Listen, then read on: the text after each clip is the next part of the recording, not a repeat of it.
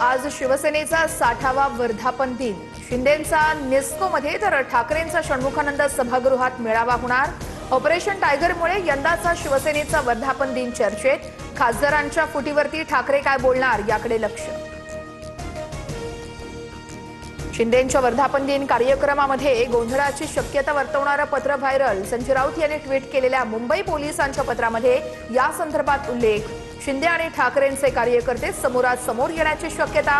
अनुचित प्रकार होऊ नये यासाठी खबरदारी।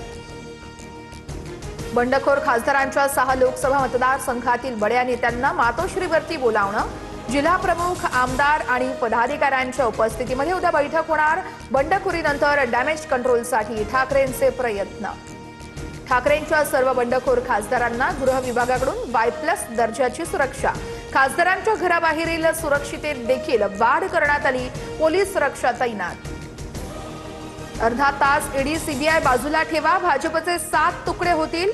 सर्वात आधी गिरीश महाजन फुटतील। संजय राऊतांचा निशाणा। तर खासदारकीचा राजीनामा देऊन निवडणूक लढा। राऊतांनी बंडखोरांनाही सुनावलं। आगे आगे देखो होता है क्या। काही दिवसात पुन्हा स्फोट होईल। आमदार संतोष बांगर यांचा दावा। 6 खासदारांनंतर आता 14 आमदारही फुटण्याचे संकेत।